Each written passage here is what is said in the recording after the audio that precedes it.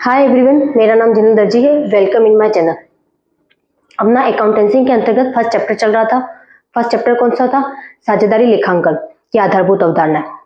ये टॉपिक चल रहा था। बेसिक कॉन्सेप्ट चल रहे थे ना अपने साझेदारी के, पार्टनरशिप के। उसके अंतर्गत मैं आपको 2 टॉपिक बता चुकी थी। कौन कौन से 2 टॉपिक बता दिए थे? पहला तो था साझेदार की प्रकृति, जिसके अंतर्गत मैंने पार्टनरशिप की डेफिनेशंस वो सब बताया था कि कौन सा अंतर्गत आती है, कौन सा भाग होता है, ये अधिनियम कौन सा था, 1932 था, भाग 4 था, ये सारी चीजें मैं बता दी चुकी थी। सेक्शंस कौन सा था ये बता दिया था। फिर साझेदारों के अंतर ना आहरण किया है, तो आहरण के अंतर्गत मतलब आहरण का मतलब ये होता है कि पैसे निकालना। ये चीजें बता चुकी थी मैंने कि उस पर क्या प्रावधान होंगे, अगर प्रॉफिट एंड लॉस है तो किस अनुपात में बटेगा, अगर कोई साझेदार पूंजी ज्यादा लगा रहा है तो क्या होगा। ये सारी चीजें मैंने बता दी थी अपने। अगर कोई साझेदार ना एडवांस में अमाउंट दे रहा है तो वो किसके अंतर्गत आएगा, उसके अंतर्गत क्या प्रावधान होंगे, ये साझेदारी विलेख के अंतर्गत आएगा। सेकंड टॉपिक था अपना। फिर उसमें मैंने ये भी बता दिया था कि अगर वो है तो कितने % पे ब्याज मिलेगा। ये सारी चीजें मैं बता चुकी थी अपने। अब है ना, बहुत सारे जनों ने नोट्स उतार भी दिए होंगे, किसी ने नहीं भी उतारे होंगे, तो जिसने नहीं उतारे वो उतार दे। अगर किसी को ये समझ में नहीं आया हो, कोई टॉपिक मैंने पढ़ाया हो, हालांकि अभी तक तो थ्योरी पार्ट चल रहा है तो समझ में तो सबके आ जाना चाहिए, बट होंगे कोई जिनको समझ में नहीं आया होगा तो मेरे को कमेंट कर दे ताकि मैं वो टॉपिक वापस से। अभी तक किसी का ऐसा कमेंट नहीं आया, सबका यही कमेंट आया था, जितने देखा था मैंने, समझ आ गया, यही था। ठीक है, तो मैं ये बोल रही हूँ अपने जो टॉपिक चल रहा है वो है अब साझेदारों के पूंजी खातों के विशिष्ट पहलू। अब इसके बाद क्या है कि अपना जैसे ये टॉपिक खत्म होंगे, टॉपिक खत्म होते होते मतलब ये टॉपिक के अंतर्गत इस टॉपिक से अपने सवाल आने शुरू हो जाएंगे। सवाल आने शुरू हो जाए तो उससे अच्छा है कि पहले जो अपना थ्योरी का पार्ट है वो क्लियर कर दो, क्योंकि थ्योरी अब बोलोगे फिर 6% क्यों लिया आपने इंटरेस्ट, उसके बाद दिया, उसके बाद ये क्यों किया, इतने % कहाँ से लाए, जबकि मैंने पहला सवाल बताया था अनुपात वाला। जब मैंने फर्स्ट टॉपिक पढ़ाया था तब मैंने बता दिया था आपको कि किस रेशियो में बांटना है, किस तरीके से बांटना है। ये चीजें मैंने थोड़ी बहुत बताई थी आपको, एग्जाम्पल के तौर पे मैंने एग्जाम्पल दिया था, उसके तौर पे बताया था। बट अब जब सवाल आएंगे तब ये सारी चीजें बटेगी तो आपको कंफ्यूज होगा। जब मैंने पहले जो चीजें थोड़ी थोड़ी बताई आपको, तो एक बार रिकवर करते हुए चलना, उसको पढ़ते हुए देखते हुए चलना, ताकि क्या है कि मुझे भी मैं एक्सप्लेन तो कर दूंगी बट थोड़ा सा कम आपको है ना समझ में जल्दी आ जाए। वो सारी चीजें इफेक्ट करेगी कि फिर मैं बोलूँ सीधा कि ये 6% में इंटरेस्ट ले रही हूँ, दिया हुआ नहीं होगा वो 6%, भी बोलेगा सिर्फ एडवांस पेमेंट लगाए, तब अपन को 6% अपने हिसाब से लगाना पड़ेगा। फिर वो प्रॉब्लम हो जाएगी, आपको याद ही नहीं रहेगा क्योंकि आपने जो पढ़ा था आगे। फिर ये आएगा कि प्रॉफिट एंड लॉस बांटना, आपको पता ही नहीं प्रॉफिट एंड लॉस के अगर कोई प्रावधान हुआ है तो उसके अंतर्गत लिखा होगा, बट प्रावधान नहीं किया हुआ है कि ऐसा कुछ लिखा हुआ नहीं कि इस % से सबको बांटना है, एक को 2% के हिसाब से बांटना है, एक को 3% के हिसाब से बांटना, तब किस तरीके से बांटोगे। फिर उसके अंतर्गत ये प्रावधान था कि 1932 के अधिनियम वाला था कि 1932 के भाग 4 वाला, कि उसके अंतर्गत फिर ना जो अपना प्रॉफिट एंड लॉस बांटेंगे, ये सारी चीजें। फिर वापस ये सवाल के अंतर्गत ये सारी चीजें आएगी जो आपको होगी नहीं, तो इसलिए वो जो बेसिक्स कॉन्सेप्ट है वो अपने साथ में लेके चलो और सही से पढ़ो, ताकि क्या अपना वो क्लियर हो जाए। ठीक है ना। अब ये थ्योरी का सिर्फ इतना सा ही पार्ट है अपने, यहाँ से लेके यहाँ तक। इसके अंतर्गत थ्योरिया है, जो 4th टॉपिक में ऐसा नहीं है अगर थ्योरी नहीं है, बट ये है इसके अंतर्गत जो थ्योरी है उसके साथ साथ सवाल आ रहे हैं, फिर सवाल के साथ फॉर्मूले आ रहे हैं, फॉर्मूले भी आपको याद करने पड़ेंगे, सारी चीजें। अब जैसे इसके अंतर्गत ना यही है अपने साझेदारों के विशिष्ट special aspect of partnership account. इसके अंतर्गत ये 5 टॉपिक है। इन 5 टॉपिक्स के अंतर्गत ये फर्स्ट जो चैप्टर है, अब यहाँ से शुरू हो जाएंगे सवाल अपने। जैसे यहाँ पर लिखा हुआ साझेदारों के पूंजी खातों का अनुरक्षण, तो फिर वापस से यही आ गया साझेदारों के पूंजी खातों का अनुरक्षण। आपने सोचा इसी को वापस से एक्सप्लेन कर रहे हैं। 4th टॉपिक में क्या कर रहे हैं, 4th टॉपिक में इसको एक्सप्लेन करेंगे, 5th टॉपिक में इसको करेंगे, 6th में इसको, 7th में इसको, 8th में इसको। तो ऐसे करते करते ये साझेदार का पूरा विघटन हो जाएगा और चैप्टर अपना खत्म हो जाएगा। बट इसके साथ क्या होंगे कि सवाल कलेक्टेड आएंगे कि आपका सवाल कैसे करोगे, है ना, इंक्लूड आएंगे, इसके अंतर्गत भी सवाल आएंगे, इसके अंतर्गत, इन सबके अंतर्गत टोटल मिला के सब में है सवाल। अब आपको पहले पढ़ना पड़ेगा ये, इसके अंतर्गत डेफिनेशन ही है और कुछ भी नहीं है बताने लायक, बस कुछ चीजें होगी जो मैं बताने लायक होगी तो वो मैं भी बता देती हूँ। ठीक है, आपको कुछ कुछ चीजें हैं, पहले एक बार स्क्रीनशॉट ले लो।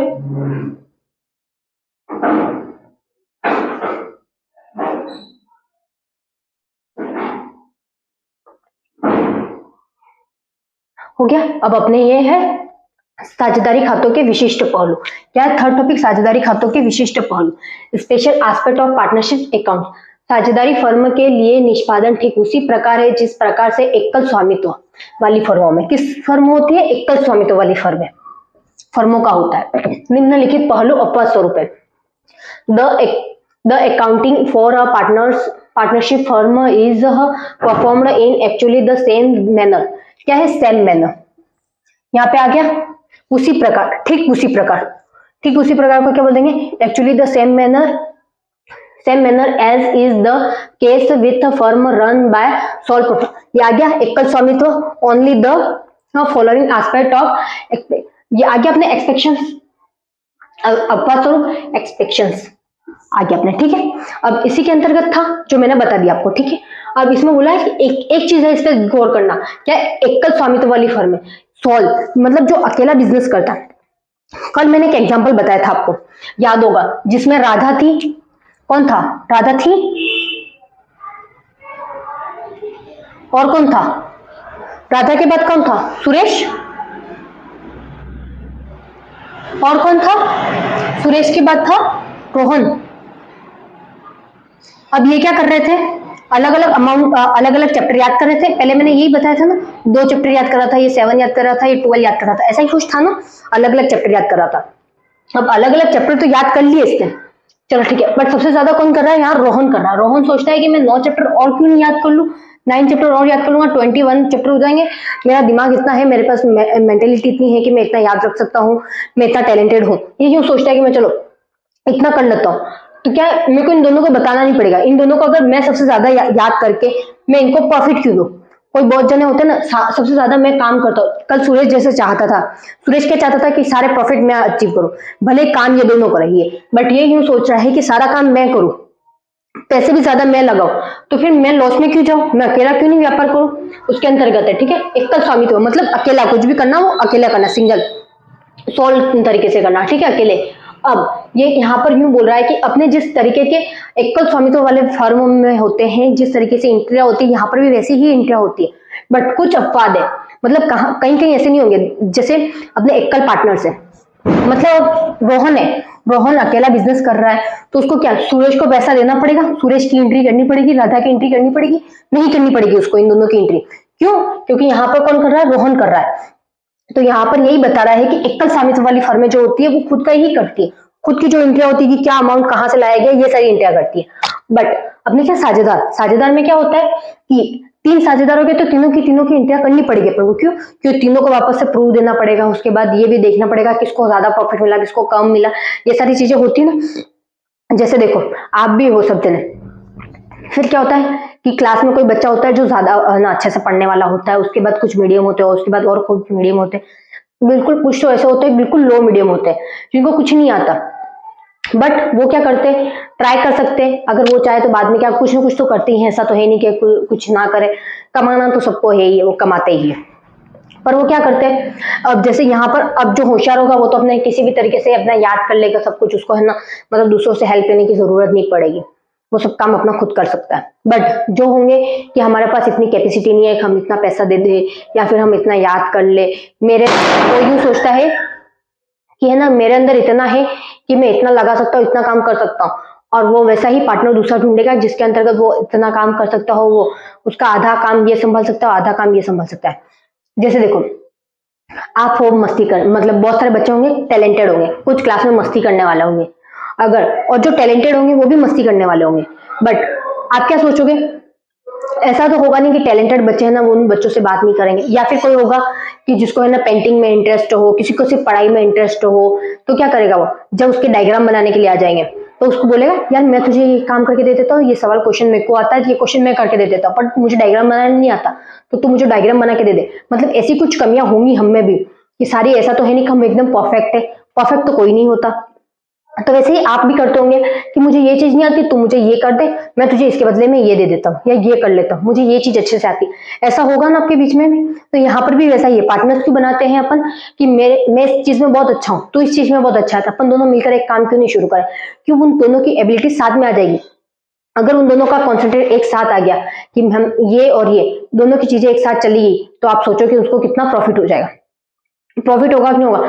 दो अलग अलग दिमाग, दोनों के पास अलग अलग चीजें हैं कि मेरे को ये अच्छे से आती है, ये अच्छे से आती है, जब वही दोनों चीजें मिलती है तो कितना अच्छा होता है ना, पूरा एक तो न्यू होता है कि किस तरीके से होता है, और दोनों अपने अपने काम में एक्सपर्ट होते हैं, तो क्या होता है वो बिजनेस ग्रो करेगा या नहीं करेगा। तो इसीलिए पार्टनर्स ढूंढते हैं, ठीक है। पार्टनर्स क्यों करते हैं? इसीलिए बनते हैं पार्टनर्स। और एकल स्वामित्व वाले में क्या होता है, सब पूरा दिमाग एक को ही लगाना है, कितना भी कर लो सब कुछ एक को ही करना। यहाँ पर दोनों अलग अलग अपना काम का बंटवारा कर सकते हैं, हेल्प हो जाती है, ये सारी चीजें हैं। बट ये होता है कि बहुत सारे पार्टनर्स क्या होते हैं कि बाद में ये सोचते हैं कि यार अपने पास इतना दिमाग है, पहले तो ये सोचते हैं कि इसमें ये था इसमें ये नहीं था, बट क्या होता है कि कुछ टाइम के बाद अपन जिसके साथ रहते हैं उसके ना अपन को वो आ जाती है कि उसकी आदतें अपन को भी लग जाती है, उसको जो काम आता है वो अपन भी करने लग जाते हैं, उसको जो काम होता है वो क्या सोचता है बाद में, अरे मेरे को ये काम आ गया अब मैं इसको साथ में लेके क्यों चलूं। वो सामने वाला भी यही सोचेगा मेरे को ये काम आ गया मैं उसको अपने साथ लेके क्यों चलूं। तो उस हिसाब से क्या है वो अलग अलग अपने तरीके से सोचने लग जाते हैं, एक के साथ मतलब चापलूसी करने लग जाते हैं या फिर उनको धोखा देने के बारे में सोचने लग जाते हैं, दूसरों के पास जाते हैं कि मेरे को अब ये करना है, खुद का खुद करने की कोशिश करते हैं, ये सारी चीजें चलती रहती है उनके बारे में। अब यहाँ पर यही बताया गया है कि जो विशिष्ट अपवाद है, जो एकल स्वामित्व वाले में जिस तरीके से एंट्रियां होती है यहाँ पर भी साझेदारी फर्मों में सेम एंट्रीज होती है। बट यहाँ पर क्या है, साझेदारों के पूंजी खातों का अनुरक्षण। सबसे पहला टॉपिक क्या है, साझेदारों के पूंजी खातों का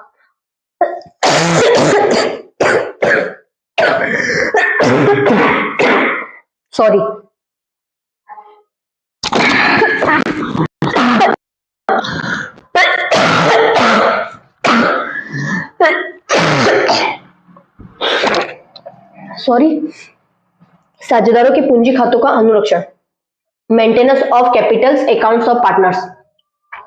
जो अपने साझेदारों के पूंजी खाते का अनुरक्षण मतलब किस तरीके से अपन को साझेदारों की पूंजी खाते बनाने, जैसे मैंने यहाँ पर बताया अभी।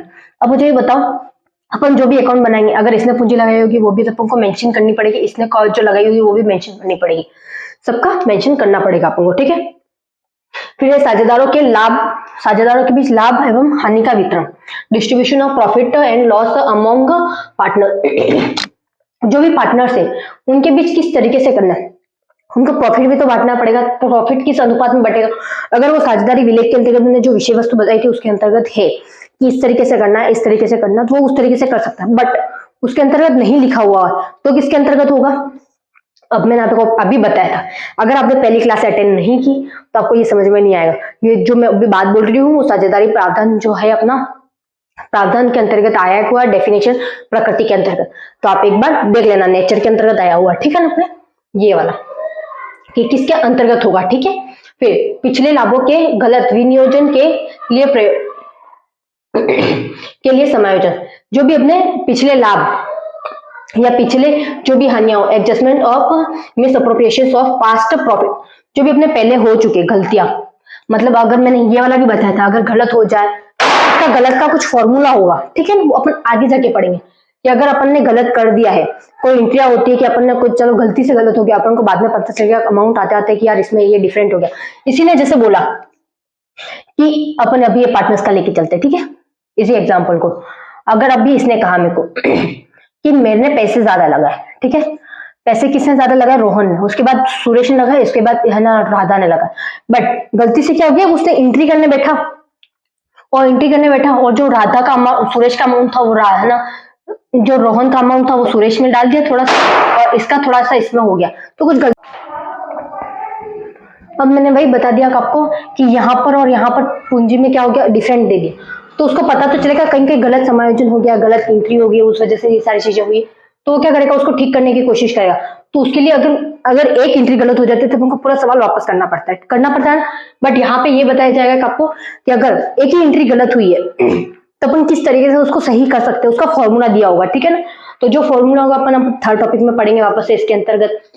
फिर साझेदारों का पुनर्गठन, रीऑर्गेनाइजेशन ऑफ पार्टनरशिप फर्म, मतलब पुनर्गठन किस तरीके से होगा, ये भी अपना एक टॉपिक है, उसके अंतर्गत पढ़ लेंगे अपन। साझेदारी फर्म का विघटन, डिसोल्यूशन ऑफ पार्टनरशिप फर्म, मतलब विघटन किस तरीके से करना है, ये सारा का सारा अपना इसके अंतर्गत आ जाएगा, ठीक है। अब यहाँ से अपन फर्स्ट टॉपिक जो है अलग अलग लेके चलेंगे। कितने टॉपिक से अपने पूरे 1 2 5 टॉपिक से, कितने 5 टॉपिक से 5 को 5 अपन को अलग पढ़ने हैं और इन सब के रूल्स अलग अलग होंगे। अब एक एक चीज ध्यान रखना कि मैंने बहुत सारी चीजें आपको पहले ही बता दी, तब आपको क्या करना पड़ेगा इसके अंतर्गत, ये सारे हैं इनके अंतर्गत सवाल है, आपको एक एक चीज के अच्छे से सवाल देखने। सबसे पहले साझेदारों के पूंजी खातों का अनुरक्षण, मतलब क्या है अनुरक्षण, maintenance of Capitals accounts of partnership. अब साझेदारों तथा फर्म से संबंधित सभी लेन देन को उनके पूंजी खातों के माध्यम से खातों में अभिलेखित किया जाता है। किसके माध्यम से किया जाता है? पूंजी खाते, मतलब capital account. The transactions relating to the partners and the firm are recovered in the accounts through their capital account. कौन से अकाउंट के अंतर्गत आता है? Capital account. कि क्या क्या है, मतलब देखो मैंने ये बताया था कि आपको इससे राधा ने, सुरेश ने, ना रोहन ने अपनी अपनी पूंजी लगा दी थी, ठीक है। तो उनकी जो पूंजी लगाई है वो उसको भी लिखना पड़ेगा। फिर इसको कोई जरूरत पड़ी राधा को क्या पड़ा? राधा को, सुरेश को, किसी को भी एक को जरूरत पड़ी, तो उसने हम अपने पैसे में से 2 लाख रुपए निकाल दिए। कितने निकाल दिए? 2 लाख, 2 लाख निकाल दिए। तब उसको निकाली गई राशि का भी तो करना पड़ेगा। जैसे एग्जाम्पल मैंने यहाँ पर दे के रखा है, एग्जाम्पल लगाई गई धनराशि, लगाई गई मतलब अमाउंट इन्वेस्ट, कौन सी? ये वाला अमाउंट। इन्वेस्ट अमाउंट कौन सा है? इन्वेस्ट अमाउंट है ये, ठीक है। कौन सा? लगाया गया है, ठीक है। जो भी है वो इन्वेस्ट अमाउंट है। पूंजी की निकासी, जैसे मैंने अभी बोला पूंजी निकासी मतलब निकाली गई पूंजी, ये निकाली गई है।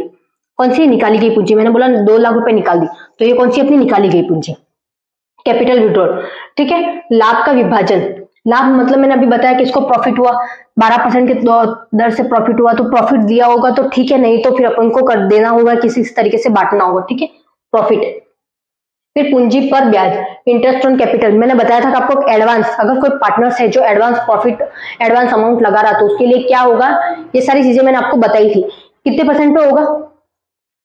कोई कमेंट करके मेरे को बता देना कितने परसेंट पे होगा, ठीक है। 6% पे होगा, अभी तो मैं बता रही हूँ आपको। बट अब जब ये सवाल करोगे आपके, इसके अंतर्गत ही अब आएंगे सवाल। पूंजी लगाई है, अब सैलरी है, वेतन,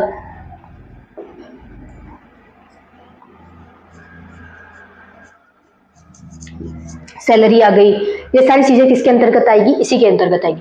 अब इनके खाते बनाने पड़ेंगे। अब जो ये पूंजी खातों का अनुरक्षण है वो 2 विधियों से होता है। कितनी विधियों से होता है? 2 विधियों से होता है। एक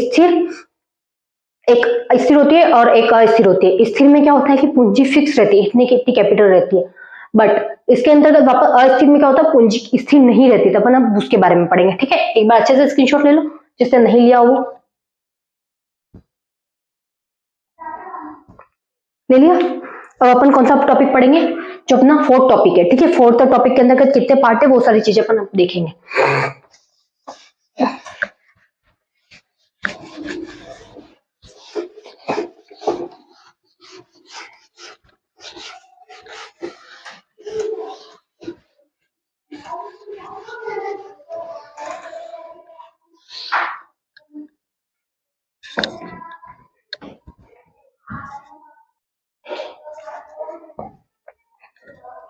अपन ने अभी तक देखा था कि साझेदारों के पूंजी खाते क्या होते हैं, उनको पूंजी खातों का अनुरक्षण वाला पढ़ रहे थे अपन, ठीक है। अब पूंजी खाते में अनुरक्षण किस तरीके से होता है कि जब तक साझेदार की जो पूंजी है वो उसको किस तरीके से मेंटेन किया जाए, ये सारी चीजें थी। जब तक ये बताया नहीं जाए कि किस तरीके से करना। अब उसी के अंदर साझेदारों के पूंजी खाते के अनुरक्षण की 2 विधियां, कितनी विधियां? 2 विधियां। Management, type of management of capital accounts of partners, कितने टाइप से? 2 टाइप से, स्थिर और अस्थिर, फिक्स्ड कैपिटल और अनफिक्स्ड कैपिटल, 2 टाइप है, फिक्स्ड और अनफिक्स्ड, ठीक है। ये 2 टाइप से। अब मैंने वापस से इसी को डायग्राम के माध्यम से समझाया, क्या? क्योंकि अपन ना कभी भी एग्जाम में इस तरीके से समझाते हैं ना, तो एग्जामिनर देख के यूं होता है कि यार इस बच्चे ने बहुत अच्छे से पढ़ा है, एक एक चीज डिटेल से पढ़ी है, ठीक है ना। और ज्यादातर अब जो है ना, आप सवाल करो, हिंदी मीडियम वाले भी हो, वो सवाल करे तो इंग्लिश में करेंगे तो ज्यादा अच्छा रहेगा। अगर आप चाहते हो कि मैं इंग्लिश में ही सवाल, मतलब ये तो है कि मैं सवाल हिंदी में भी बता दूंगी आपको और इंग्लिश में भी बता दूंगी।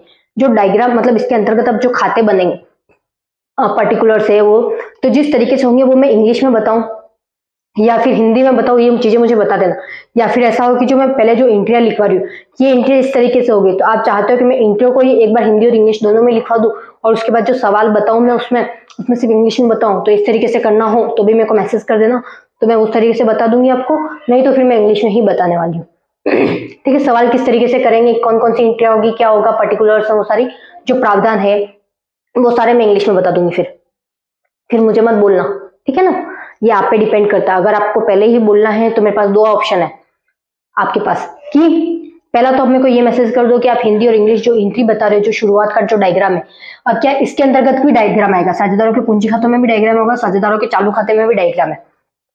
अब इन दोनों को डायग्राम में बताऊंगी, जिसमें पहला आएगा डेट आएगी, उसके बाद है ना पर्टिकुलर्स आएगा, फिर जनरल है ना एंट्रीज आएगी। इसको वापस से उसको हिंदी में भी लिख सकते हैं। तो अपने क्या करना है कि मैं ये कह रही हूँ आपको कि जिस तरीके से डायग्राम बना है, तो डायग्राम के साथ जैसे इंटरेस्ट ऑन कैपिटल लिखा है तो पूंजी पर ब्याज, ये सारी चीजें मैं इनको पहले जब बताऊंगी, फिर साझेदारों द्वारा लगाई गई पूंजी, इंटरेस्ट, इन्वेस्ट कैपिटल, ये सारी पूंजी का बताया जाएगा। तो अपने क्या साझेदारों द्वारा लगाई पूंजी निकाली गई, सैलरी को वेतन बोलते हैं। तो मैं एक बार ये चीजें बता दूंगी आपको, इसको हिंदी में क्या बोलते हैं और इंग्लिश में क्या बोलते हैं, जब डायग्राम बताऊंगी साथ में तब बता दूंगी। बट बाद में क्या करूंगी, जब मैं सवाल करवाऊंगी आपको तब मैं इंग्लिश में इंटर करना बहुत ज्यादा अच्छा रहता है। क्यों? क्योंकि आपने एक लेखा शास्त्र तो ले रही है, अकाउंट लिए तो किसी के, तो अकाउंट्स में क्या होता है, ज्यादातर इंग्लिश का ही आता है, इंग्लिश का पोर्शन आता है। तो हम जब पढ़ते थे तब तो जो सवाल थे वो सारे इंग्लिश में ही आते थे, हिंदी में तो आते ही नहीं थे, ठीक है ना। तो अब ये आप पे डिपेंड करता है कि आपको किस तरीके से करना। मेरे को एक बार ऐसे बता देना, मेरा तो यही विचार है कि मैं इसी तरीके से करूँ। एक जो अपना ये डायग्राम है, डायग्राम के अंतर्गत मैं एंट्रीज बता दूंगी, उसी से रिलेटेड एंट्री होगी, और तो कोई एंट्री नहीं तो उठा के लाएगा नहीं वो कहीं से। और जो क्वेश्चन होगा वो मैं हिंदी और इंग्लिश दोनों में बता दूंगी अगर आप चाहो, नहीं तो उस क्वेश्चन को भी मैं इंग्लिश में लिखूं सिर्फ, आप मुझे बता देना, ठीक है ना। तो किस तरीके से करना है पहले अपन ये पढ़ लेते हैं, फिर मैं उसके बारे में डिस्कस करती हूँ किस तरीके से होगा, ठीक है। स्थिर अपरिवर्तनशील, वापस से इसमें क्या बोलते हैं, साझेदारों के पूंजी खाते कितने टाइप के होते हैं, 2 टाइप्स के होते हैं। एक थे स्थिर को क्या बोलते हैं, अनपरिवर्तनशील भी बोलते हैं। क्या बोलते हैं, स्थिर को अनपरिवर्तनशील पूंजी खाता, और यहाँ पे अस्थिर या परिवर्तनशील पूंजी खाता। मतलब स्थिर का मतलब ये है कि जब तक अपन 2 लाख लगाए या 12 लाख लगाए, 12 लाख लगाए तो 12 के 12 लाख वहीं के वहीं अकाउंट के अंतर्गत रहे, जो अपने बिजनेस है उसके अंतर्गत रहे, एक्स्ट्रा पूंजी जो भी लगाई हो कुछ भी हो, तो ये 12 के 12 लाख उसी के अंतर्गत है। अब यहाँ पर क्या बोल रहा है कि ये 12 लाख है, उसमें है ना स्थिर, मतलब अस्थिर है, निकाल सकते हैं जब चाहे इसको यूज कर सकते हैं। क्या होते हैं, यूज कर सकते हैं, बट इसको नो यूज, इसका कोई यूज नहीं कर सकते अपन, वैसा का वैसा अमाउंट रहेगा, ठीक है। बट यहाँ पर क्या करेंगे, यूज कर पाएंगे अपन। अब क्या, यहाँ साझेदारों के पूंजी खाते हैं, वापस स्थिर में कितने टाइप्स के बनेंगे, 2 प्रकार के अकाउंट बनेंगे, एक तो साझेदारों के पूंजी खाते और साझेदारों के चालू खाते। चालू खाते में मतलब पूंजी का मतलब ये होता है कि फिक्स जो कैपिटल पड़ी हुई है पूंजी खातों में। सबसे पहले यहाँ पे पार्टनरशिप की कैपिटल आ जाएगी, यहाँ पर कैपिटल, फिर यहाँ पे पार्टनर्स के नाम लिख देंगे, ठीक है। अब मैं यहाँ पे पार्टनर तो साझेदार लिखूं तो पार्टनर्स लिखूं, आपको समझ में आ जाना चाहिए वापस से। फिर यहाँ पर ए की कैपिटल, वहां पे किसी का भी नाम हो तो बी की कैपिटल, इस तरीके से लिख देंगे, फिर बैलेंस लिख देंगे इस साइड, ठीक है। इतना ही बताएंगे और कुछ भी नहीं बताएंगे, क्योंकि जो फिक्स कैपिटल होगी वहां पे। बट यहाँ पे साझेदारों के चालू खाते में क्या, इंटरेस्ट कितना की, इंटरेस्ट कितना हुआ, सैलरी, ये सारी चीजें कहाँ बताई जाएगी, इसके अंतर्गत बताई जाएगी। अब इसके अंतर्गत आप सोचोगे यहाँ पर तो 2 खाते बना दिए, अब यहाँ पर एक ही खाता क्यों बना रहा है। अब ये जो दूसरा खाता है साझेदारों के पूंजी खाते, साझेदारों के पूंजी खातों के अंतर्गत क्या होगा, ये जो पूंजी खाता और चालू खाता दोनों की एंट्री एक साथ इसी के अंतर्गत होगी। वापस का जो इसका बनेगा ना वो दोनों के अंतर्गत बनेगा। और मैं इसके बोल रही थी जिस तरीके से अभी मैंने ये बताया कि साझेदार, यहाँ पर लिखा हुआ साझेदार मतलब पार्टनर्स लिख रखा है मैंने, तो यहाँ पर वापस लिखा है ए और बी लिखा, तो मैं पार्टनर्स को साझेदार, एक बार जैसे बताऊंगी तो ऐसे बता दूंगी साझेदार, ठीक है। अब सैलरी, सैलरी लिख दी मैंने, तो यहाँ वेतन ये बता दिया। फिर मैंने वापस से ए और बी, जिसका वेतन जिसको जितना मिल रहा था मैंने उतना लिख दिया। अब एक बार तो मैं इस तरीके से आपको जब ये डायग्राम बनाऊंगी दोनों का, तब मैं इस तरीके से बता दूंगी, ये बोल रही हूँ मैं आपको, ठीक है। और दूसरा, जब मैं सवाल कराऊंगी तब क्या करूंगी, जैसे इसमें ये साझेदार लिखा है, मैं साझेदार नहीं लिखवाऊंगी, ठीक है, वेतन भी नहीं लिखवाऊंगी, सीधा क्या लिखवाऊंगी, सैलरी लिखवाऊंगी और पार्टनर्स लिखवाऊंगी।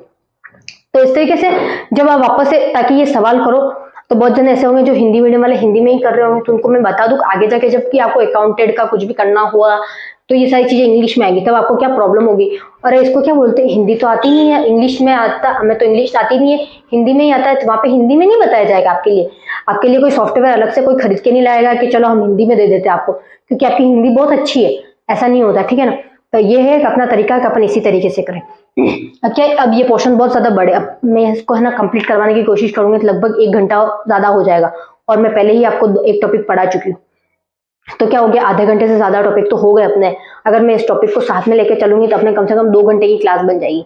तो इसलिए इसको मैं है ना कल बताऊंगी, कल एक चीज बता दूंगी, स्थिर वाला बता दूंगी, और साथ में ये अस्थिर वाला बताने की कोशिश करूंगी। फिर वापस इन दोनों में अंतर भी है, डिफरेंट है, स्थिर और अस्थिर दोनों में डिफरेंट है, तो वो भी एक बार यूं करना, जिस तरीके से मैंने बताया उस तरीके से डिफरेंट बनाने की कोशिश करोगे क्या थोड़ा बहुत।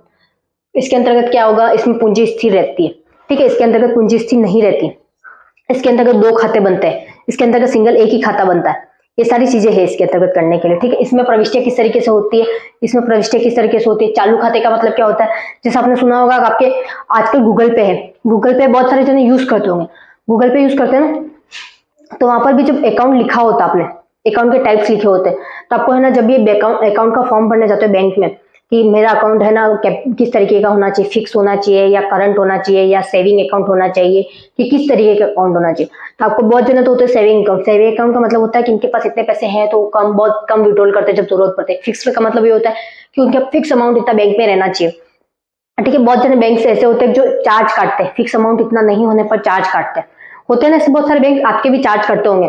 फिर क्या करंट अकाउंट, करंट अकाउंट में कौन सा अकाउंट होता है जो आपको गूगल पे यूज करते हैं। गूगल पे में करंट अकाउंट का मतलब क्या होता है कि बार बार जब चाहो तब पैसा निकालो, जब चाहो तब पैसा डालो। जैसे करंट अकाउंट जो बिजनेसमैन होते हैं ना वो कौन सा यूज करते हैं, ज्यादातर करंट अकाउंट यूज करते हैं। सैलरी अकाउंट, उनका जो सेविंग अकाउंट होता है वो अलग होता है। सैलरी अकाउंट भी जो जॉब करते हैं उनका सैलरी अकाउंट अलग होता है। क्यों, सैलरी अकाउंट के उनको बेनिफिट मिलते हैं, वापस वो अगर कहीं लोन लेना चाहे तो उन सब चीजों के क्या बेनिफिट है उनको, तो इसलिए वो सारे अकाउंट अपने अलग अलग रखते हैं कि उनको भी इसका लाभ प्रॉफिट मिले, कहाँ पर क्या होता है, ये सारी चीजें समझ में आ जाती है अपन को, ठीक है। तो यहाँ पर ये सारी चीजें अपन को देखनी, तो अपन ये टॉपिक बहुत लंबा चलने वाला था, आज इतना आप उतार लेना यहाँ तक, फिर मैं इसका जो टॉपिक कंप्लीट है वो कल पूरा करा दूंगी। Okay bye.